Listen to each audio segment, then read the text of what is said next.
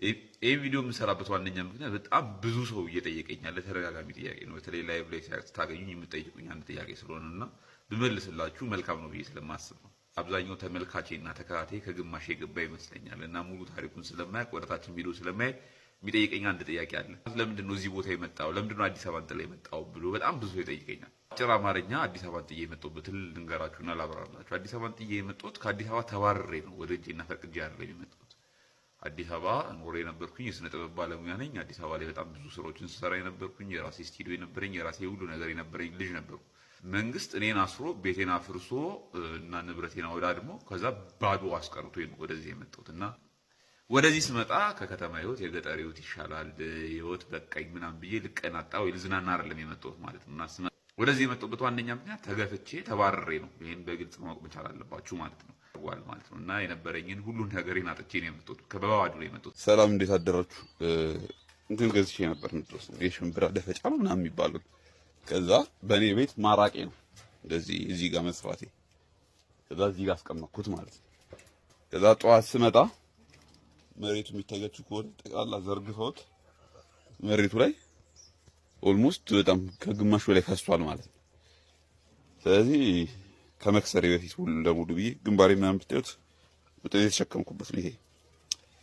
ከዛ ምን አደረኩኝ? እዛ ላይ እንትን ሰራው ማለት ነው። ድሮስም የእንጨት ተብራ እና ከዚህ አንስቶ እዛ ላይ ወስዶ መስቀል በዚህ ላይ ወጥቶ በስማ በጣም ከባድ ነበር። እግዚአብሔር ጉልበቱን ሰጥቶኝ ሁለቱንም ማዳበሪያ አውጥቼ ሰቅየዋለሁ ማለት ነው። እና ለሌላ ጊዜ ማለት ነው ፍየል ምንድነው ፍየል ተንኮለኛ ነው በግ የዋህ ነው ብላችሁ፣ በነገራችን ላይ በጓ ነው የደፋችሁ። ምንድነው ፍየሎቹን አስራያቸው ስለነበር ቤት ውስጥ ማለት ነውና በጓ አደፈው ምናምን ብዬ ነበር ያሰብኩት። ይኸው በጠዋት አንገቴን አሞኛል ማለት ነው የተሸከምኩበት። ማንኛውም ጠዋት ከእንቅልፌ እንደተነሳው የደረሰኝ ስራ ይሄ ነው ማለት ነው። በእኔ ቤት የመጣሁት ቼክ ላደርጋቸው ምናምን ማስረዳለሁ፣ ግን የጠበቀኝ ስራ ሸክም ሆነ።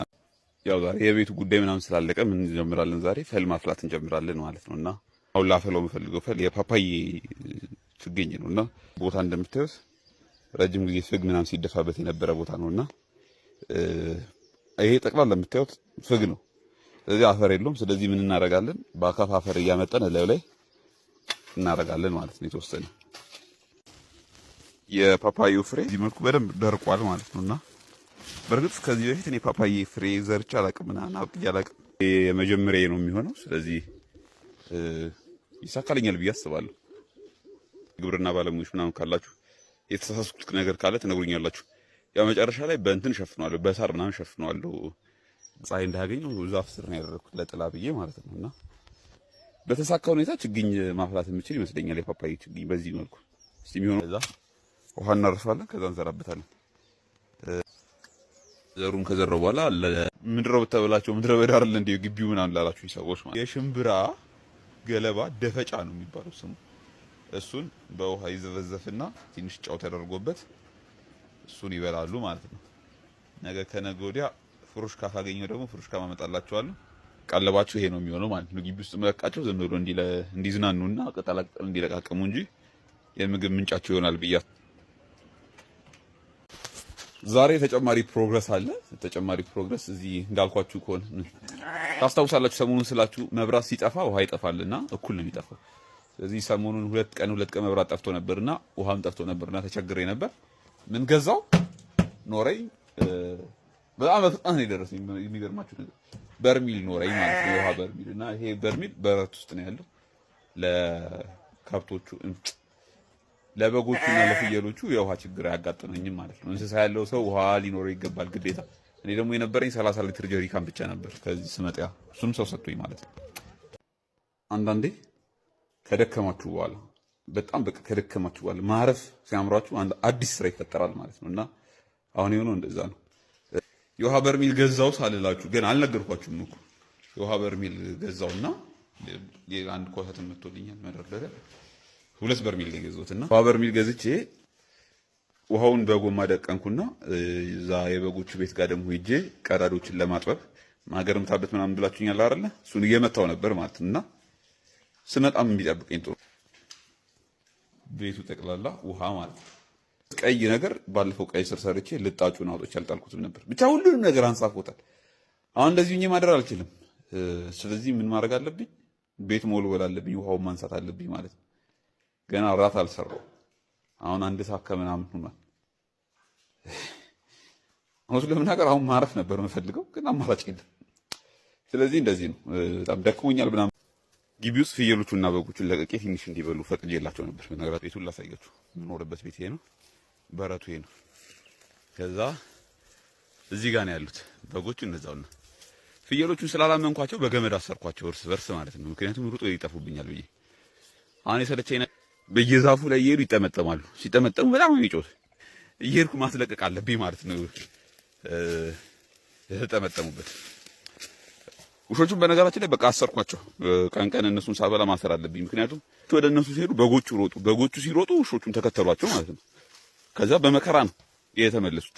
ጠፍተው ነበር ለጥቂት። ከዚህ በኋላ በጎቹ ሲለቀቁ ውሾቹ መታሰር አለባቸው፣ መዘጋት አለባቸው። ተራ በተራ ነው የሚለቀቁት ማለት ነው። ቀን 5 ነው። እኔና በጎቼ እና ውሾቼ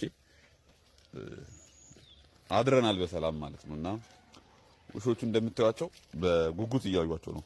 ምንድነው የሆነ ያለው ምናምን ብለው ፍየሎቹም ትንሽ ግራ ተጋብቷል። ግን ቢሆንም በቅርቡ ቶሎ እንላመዳለን እርስ በርስ ብዬ አስባለሁና ምንም ነገር አልተፈጠረም። ማታውም ሌሊቱም አስቸጋሪ አልነበረም። እውነቱን ለመናገር ውሾቹ ውጭ ሲጠብቁ ነው ያደሩት። ምንም የተፈጠረ ነገር የለም። ይሄን አብዴት አድርጋችሁ ብዬ ነው ዛሬ እንደተለመደው ዱሌን ይዤ እረኝነት ወጥቻለሁ ማለት ነው። በጎቹን አብልቼ ምናምን አስገባለሁ። የሆነ ልጅ ምን ብሎኝ ነበር፣ ውሾቹ ቢጮ ምናምን ትወጣለህ የታያለህ ምናምን ብሎኝ ነበርና ውሾቹ ጮኸ ነው ከሌሊቱ 6 ሰዓት እና ሀብት ያለው ሰው እንቅልፍ ወስዶ ምን እናደርጋለን? ዱላና ባትሪያችንን ይዘን ወጣ ቼክ እናደርጋለን። ምክንያቱም በገዛጃችን እንቅልፋችንን የምናጣበት ነገር ኖሮናል ማለት ነው። ስለዚህ የመጀመሪያ ቀን ስለሆነ እስከ ለምዶ ድረስ ይወጣን ቼክ እናደርጋለን። አሁን ከሌሊቱ 6 ሰዓት ነው። መድፉና መኩሪያ ያሉ በእርግጥ በጎቹ ደንግጠዋል፣ እንደቆሙ ናቸው።